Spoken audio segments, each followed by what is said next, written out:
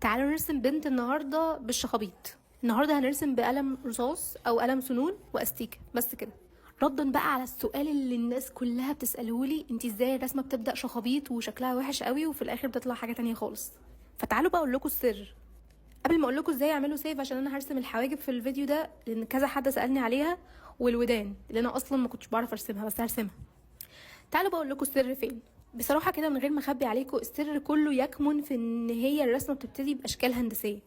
اشكال هندسيه بمعنى دايره، مربع، خطوط. فده بيسهل عليا جدا ان انا ابقى شايفه ايه الغلط عشان اقدر امسحه من الاول قبل ما اخش في الرسمه كده على طول.